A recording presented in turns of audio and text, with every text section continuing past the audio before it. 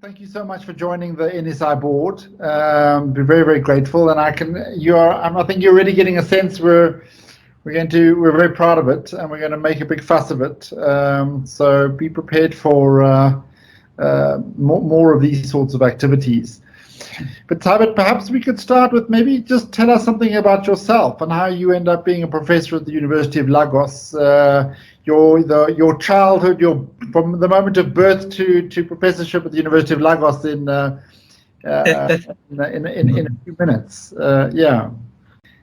Yeah, okay. So my name is Taibat Lawanson. I am an urban planner, and I was born and grew up in Lagos, Nigeria, went to high school in northern Nigeria, and university, my first degree at the Federal University of Technology, Akure. I studied urban planning. And then I went all the way up north to Sokoto State for my youth corps, the 1-year mandatory youth corps. And then I came back to Lagos. And along the line, I had been exposed to living in an urban area, engaging with diverse people from different walks of life, different people at different steps of the socioeconomic ladder. And by the time I got to my final year in university, it started becoming clear that a city is a very diverse place, and there are numerous ecosystems operating at the same time. And I was really curious about that. And over the last 24 or so years, I've dedicated my life to trying to understanding how these dynamics of inequality, of complexity, and the tensions between these different groups work together to make the city that we find ourselves in today. Fascinating. I mean, you might not know, but sort of my original background was in urban politics. I have a activist background where I was involved in supporting anti-apartheid organizations, specifically operating at the local level, what were called in the 1980s civic organizations, in their struggle against apartheid local governments. And then for my sins, in 1996, was one of the authors of the white paper on local government in South Africa. Now, as you might know, the terrain of local government in South Africa has not been performed particularly well. As a matter of fact, it's largely regarded as a disaster. I'm not sure I share as catastrophic a judgment, but I think it's performed really, really badly. So, but there's an overlap. I too am interested in these urban issues and the complexities around urban areas. What is your sense of in Lagos in particular? What are the sort of the main driving dynamics around urban dynamics in Lagos? So Lagos is a pull city, the city that attracts migrants, and from the very beginning of the entity called Lagos, the city is a city of migrants, and people continue to come for the economic opportunities that are available in the city, for the proximity to the ports that allows linkages to the international waters, and for the dynamism that comes with a city as large as Lagos. In spite of the allure of the city and these advantages that we have because of our strategic positioning and the cosmopolitan nature of the city, we're also a city that is highly unequal, where you find the extremely rich and the extremely poor living, side by side. The rapid population growth of the city results in a situation where we have very well planned areas, right next to slum communities. And so we have socioeconomic inequalities, we have tensions between the haves and the have-nots. And then we have issues of urban access, where resources and urban resources are not equitably distributed. So while everybody has to struggle with the challenges of living in a city of 20 plus million, some have it better than others. primarily because of where they are on the socioeconomic ladder. And so that's something that we're perennially dealing with or having to address, the tensions that come with that, the micro politics of it, and the negotiations that come, with everyday life in the city. I mean, Johannesburg is not nearly, none of the South African cities are nearly at the scale of Lagos in terms of size. Johannesburg is probably the closest, but I think, I'm not sure what the latest figures are. I think it's between 6 and 8 million people, 8 million people now, but it's a very large city, a very complex city. Like Lagos, in the way you described Lagos, an extraordinarily cosmopolitan city and also a site of tremendous migration. Yet over the last recent while, it's produced an interesting backlash. So we have, and I'd be interested to hear whether you have it in Lagos as well, tremendous xenophobia emerging in South Africa. So from 2008, we've had terrible attacks on what regarded as foreigners, non-South Africans living in the cities. And it's now taken a political form where some of the opposition political parties to the African National Congress mobilize precisely on this question of foreigners. So a kind of South Africa first policy of privileging urban services, municipal services, government services more generally for South Africans and against foreigners. I wonder if something similar like that has happened in Lagos. So what we have in Lagos is more of the ethnic clashes. Lagos is a cosmopolitan city, but unfortunately, just in the last elections we had about a fortnight ago, issues of ethnic affiliation and ethnic proclivities are making their way into our polity. We find issues around identity didn't really used to be a problem in the city, but of recent it has rising up, and it's causing a lot of resentment. And while during the colonial times there were this narrative of Lagos being a no man's land because everybody could come in, and there was a pushback from the indigenes, that narrative has reared its head again. And this time around on the political arena, where we find that oftentimes the opposition, are being accused of having an ethnic agenda, while the opposition is also accusing the ruling party of having an ethnic agenda. It made the last elections quite tense, and there were allegations of people from particular ethnic groups not being being disenfranchised, not being allowed to cast their votes and things like that. I hope it doesn't degenerate further, because given the complexity of the city and the weakness of our social security and our social safety framework, if something like that were to happen, it will not be a very pleasant experience. And also the fact that the city is quite segregated along socioeconomic lines. So you find the rich and the poor living together.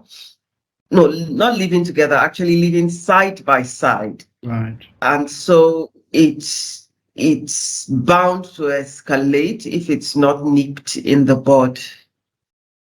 I read Chinua Achebe's recent autobiography, and what surprised me by it was his strong, if you like, ethnic affiliation and strong sympathy, even support for sort of the idea of Biafra. Is this something? Is this a long-standing division within Nigeria, or is there a new sort of a new sort of ethnic resurgence or a secessionist politics emerging in Nigeria? So we've had this over time. I think the wounds from the civil war did not heal properly. And so there has been that underlying tension. And so over the last 20 years, especially when the dividends of democracy, if I will put it that way, were not being equitably distributed, and certain certain regions in the country felt disenfranchised or not adequately compensated through infrastructure projects or development or political appointments, as the case may be. There's this resurgence of secessionist campaigns, as well as the militancy that we saw at a time in the Niger Delta, and also the insurgency in the northern parts of Nigeria. So essentially, everybody is really upset, and people want to go their separate ways. But I believe that a lot of it has to do with some of the policy decisions that were taken in the past, such as removal of history from the school curricula, so people are not aware of the history and the underlying reasons why certain things were done. The politicization of a lot of things that ought to be Nigerian, and then we now have this segregation, not fractionalization of our Commonwealth, I will say, and it has caused a lot of discontent.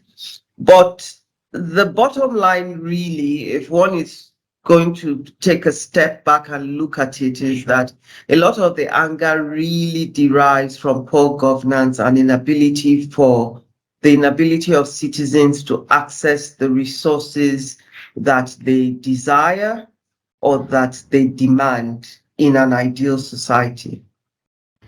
So that's absolutely, you touched on a whole range of issues which I think are beginning to surface in South Africa, perhaps not as acutely as in Nigeria or elsewhere, but I think, and the way you framed it is so important, is the dividends of democracy are being shared very unevenly in South Africa.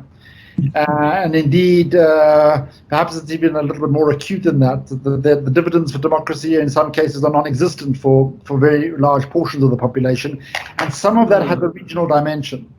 So there is a worry that there's a growing regionalization, if one can put it that way, of South African politics, of assertions of a kind of a regional dimensions to South African politics. It doesn't yet have an ethnic dimension, so there aren't explicitly ethnic politics or ethnic political movements yet, but the concern is that is something that could emerge if we don't solve some of these distributional issues quickly. You've also touched on another absolutely key issue, and that's central to the work of the NSI, of course, and that is this question of poor governance. In the case of in your area, which is really sort of in urban governance, what are the major issues there driving what you're calling poor governance in Nigeria? So the issues around governance in Nigeria are multifaceted, and when we bring it down to the scale of the urban, it then becomes a bit more complicated. In the case of Lagos, as it is with many of the other cities, we have challenges of the unwieldy bureaucracy in our civil service and the administration of the city. We also have the failure to recognize urban management as distinct from urban planning. And so you have, plans being made, but the city's infrastructure not being effectively managed. We have the absence of the metropolitan, governance system. And so you find a lot of, there are 57 local governments and local council development areas in Lagos. And some of the infrastructure cannot be managed at a micro scale.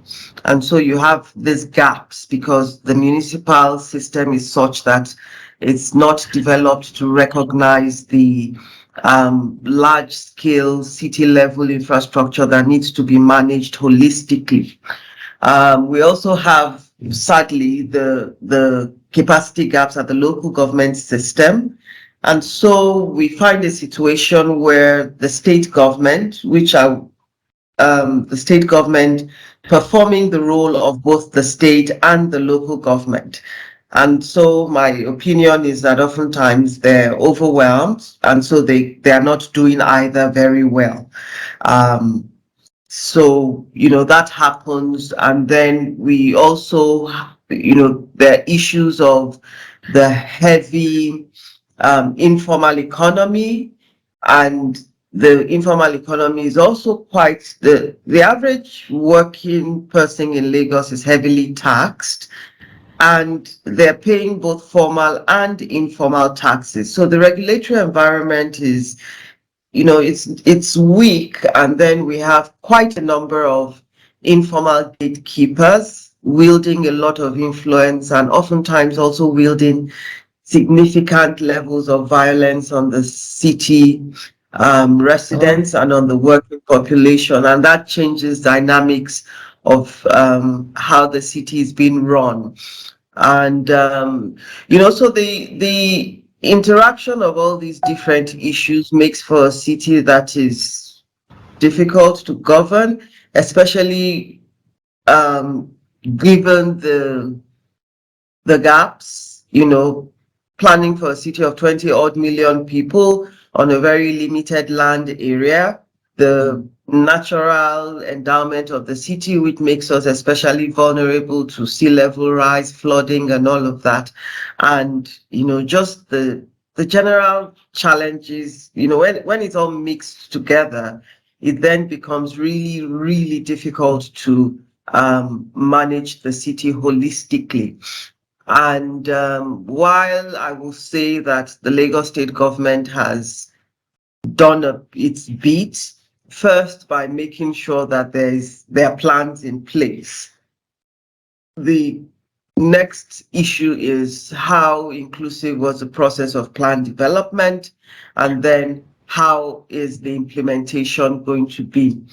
We find that the city's governance aligns with a very neoliberal praxis, and so the opportunities in the city, the economic opportunities in the city, the models and paradigms of development are geared towards, supporting the business community, and that oftentimes tends to neglect the social conditions that actually make a city thrive. You said so many fascinating things. Can I just touch on two? The first is the sort of who are the civil servants in at the state government level and the municipal level? Who becomes a civil servant? How do they become civil servants? What is the process? What sort of person goes into government in Nigeria? Do you have a sense? Yeah, so it really depends on that. There's a civil service commission, there's a local government commission, and it really depends on, where the entry point is. So you have people going into government as soon as they're completing their university education or their technical education. Usually those in the technical cadre go into the local government service. Those with degrees go into the civil service. And then within the civil service, you also have the technical or the professional cadre, like the engineers, the urban planners, the transport professionals, who have very definite skills. And then you have the others who are going into administration. And then outside of that, you also have political appointees who come into government, many of them coming in from the private sector with, specialized skills, supporting the government, the elected officials. What we find in our studies is that there's no recruitment. The channel of going into government and all of that, it's usually through some of these openings that you see. It's not like vacancies are announced and all of that. We just find that people are being absorbed and all of that. And some from time to time, there's a freeze on taking in people. While the quality of expertise cannot be questioned, the average person working in the civil service is a university graduate and all of that. Whether their skills are being well utilized is a different thing. And then you find that because of the unwieldy nature of the bureaucracy, you find many agencies doing the same thing, which causes tensions between the agencies and results in poor service delivery to the populace. You also find that because the civil service is quite bloated, issues around promotion and things like that may not be as quick as they ought to be, and so people tend to be demotivated along the line. But that being said, the average civil servant in Lagos is a competent person. However, he may not be able to use all those skills for the benefit of the state. Excuse me. Particularly because of the overarching gaps in the system. So that's very interesting. I mean, and it's so nice to hear someone talking about the competent civil servants, because I think the cliches are so widespread, certainly in South Africa, but more generally around the figure or the character of a South African or an African public servant as corrupt, inept, and unskilled. And of course, some of the work that we're involved in is against pushing back against those cliches and stereotypes, many of them which are strongly underpinned by a kind of racism about the nature of public servants. So it's so very, very nice to hear that. In the South African case, one of the things which really does constrain the ability of civil servants to perform on their mandates is that the environment is heavily politicized. So what was so interesting in the way you described these civil servants was that you mentioned that there were political appointments, but that wasn't your overriding framing of Nigerian civil service. Sure. So sorry, no problem. Yeah. I was struck by that. The way you describe the civil servants in Nigeria at the local or even at the state level, you didn't start by saying that it's overwhelmingly politicized. You said that there were some political appointments, but it wasn't that wasn't the overwhelming impression that I got. So is it a sense that people are appointed, even if it's ad hoc or through networks, is it largely appointed on the basis of skill and competence, or rather to a large extent? Yeah, to a large extent, those who come into government are competent and they're qualified to do the work that they are appointed to. Now, the next question will be, are they coming in to protect certain political interests and all of that? And I think, as it is in practically every government, you have people who, the system is shaped in that manner. So we have the political undertones, but it is not so overwhelming that people are unable to do their work. And I think the major issue that we have, I'll say that from an urban planner's point of view, is that the civil service is overwhelmed by the demon of paper, and that's where gaps are. Processes that ought to be automated, you're still moving files up and down, and that, the efficiency of the system is compromised in that way. And then processes that ought to be done through an email or something like that, you have to call a meeting, you have to pull a memo and things like that, and that can be really, it drags, it makes it causes the process to drag, and it can be demotivating, especially given the fact that we live in a very fast-paced world. And if we're going to keep pace with the world, then we need to actually switch from a paper-based administrative structure to a more automated structure. And being more automated, attempts to automate, for example, with the land registration, from the professional point of view, it was a good idea. It's, it helped to streamline, it's helped to make data more accessible. But on the part of the average citizen, particularly those who come from the lower income communities, it has also been somewhat restricting because many of them are now unable to understand the process. They are unable to navigate or engage effectively, and so there are more bottlenecks along the way. So it's a kind of catch-22 where the paper system is quite unwieldy. It's affecting negatively the effective administration of the city, but the attempts at automation have also not been inclusive. There's so much to talk about there, but before we sort of move on, tell me something. Lagos, is it a violent city? I mean, at a day-to-day level, I mean, is there a lot of crime? Are you able to walk around? Is it a crime-ridden city, or is it a relatively safe city? I ask that because Johannesburg is a very we have enormous problems with crime at a level of sort of personal safety. Johannesburg is a dangerous city, I think, and becoming increasingly so. How's Lagos? So it depends on where you are in the city. What we've done at the center here is to map hotspots. So if you're in a gated community, you're safe. If you're on the streets and there's no street lights, then chances are that you're going to be there will be a feeling of fear of being mobbed, of being attacked.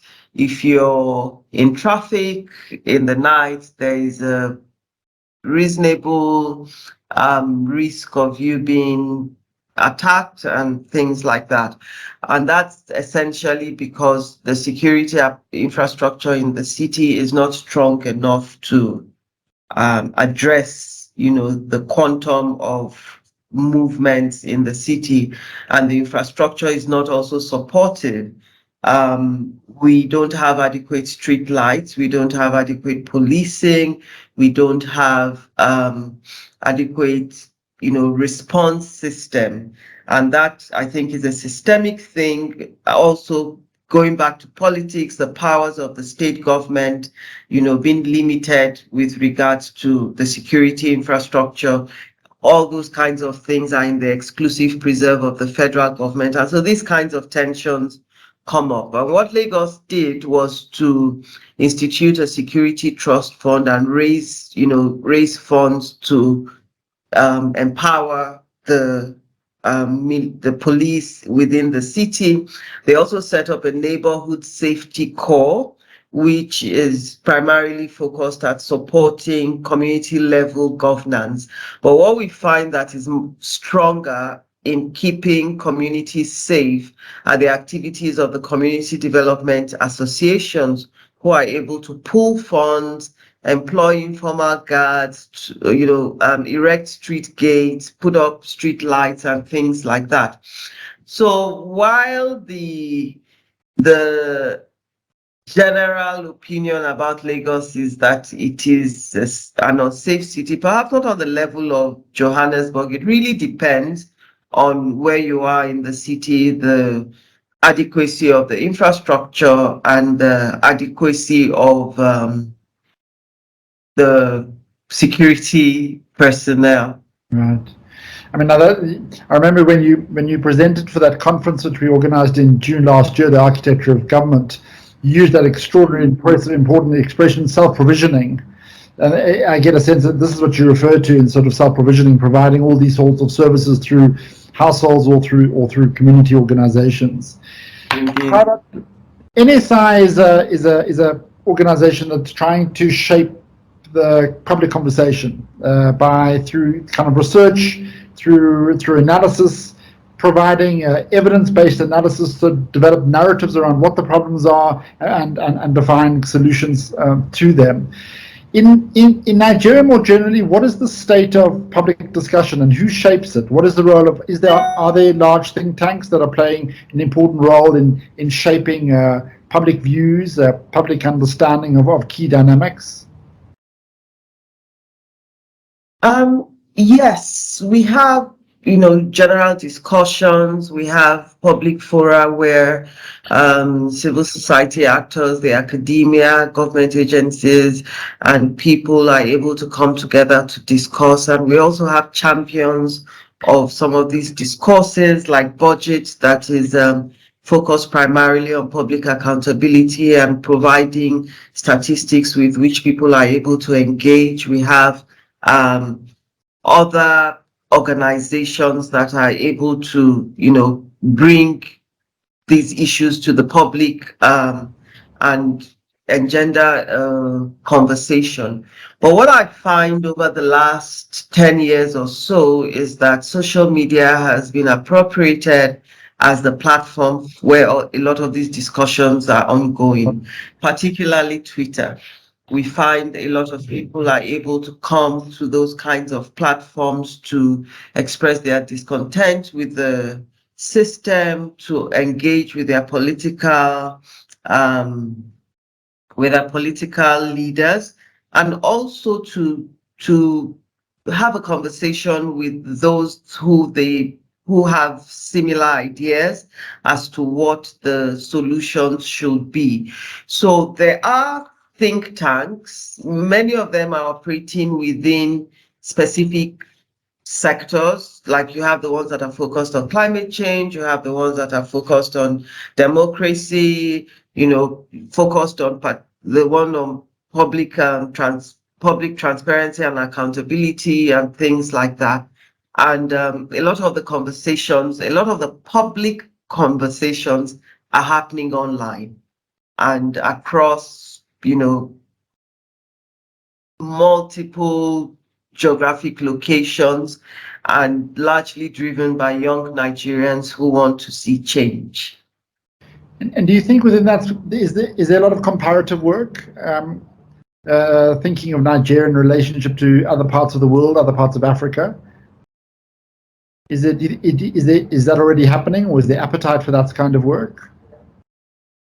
So the thing is, I guess the scale of Nigeria, the fact that Nigeria is such a large country compared to many other African countries, makes some of these comparisons a bit difficult.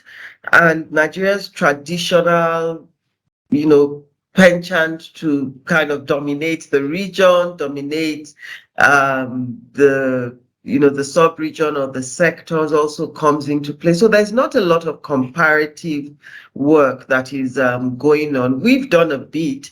A couple years ago, we did a study of Lagos, I think it was Luanda and Johannesburg, with colleagues at the Africa Center for Cities, looking at the governance pattern, looking at the key challenges and how these are being addressed, and outlining lessons across the three cities that will strengthen, systems across the three cities. So a few of those are happening, but most of the comparative work that is happening is actually happening within the universities through funded projects that have, multi-city or multi-country kind of shape. Very, very interesting. I mean, I think so. I'm thinking from the NSI point of view that there might be. I mean, the way you describe the kind of public culture in Nigeria is very similar to one in South Africa. The attitude is that we're sort of well, we're no longer the largest economy in Africa. You are, Nigeria is, but South Africa has a strong sense that it was, a major power on the continent. That it is a kind of beacon for the rest of the continent to look to, rather than for South Africa to look to the rest of the continent. And of course, through the apartheid period, a strong sense that South Africa wasn't geographically, physically on the African continent, but was a different kind of a non-African society, which of course was outrageous. But it does have a kind of a schizophrenic relationship to the African continent, more generally. So it does sound like it might be very fruitful for a South African Nigerian organization to start thinking and potentially doing comparative work between ourselves. Yeah. Lastly, Taibat, just you've agreed to join the NSI board, and as I've mentioned, we're very, very excited about that by having you. Can I ask you why you agreed to join? What is it about NSI that has attracted you or interested you? Okay, I'll just start by saying I'm really excited to be part of this story, and I'm looking forward to some of the great things that are going to happen. And I was really fascinated when I was invited to participate in the conference last year. And you were looking at so many different facets of governance, from communication to metropolitan governance to local governance to the nuances of, people, citizens, state, relations and all of that.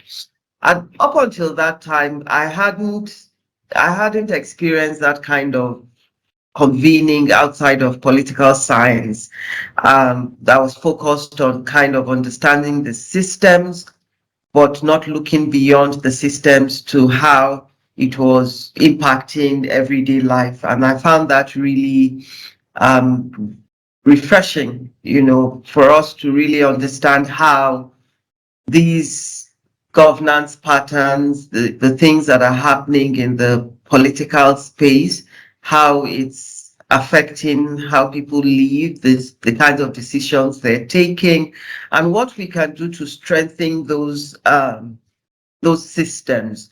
Because usually we tend to want to abandon what is not working and present an alternative, rather than identify the gaps and find a way to fix it. And I think that's what NSI brings to the table, to really look at these processes, identify what's not working, and find a way to make it work so that we're better off at the end of the day. And I'm very happy to be part of that kind of agenda.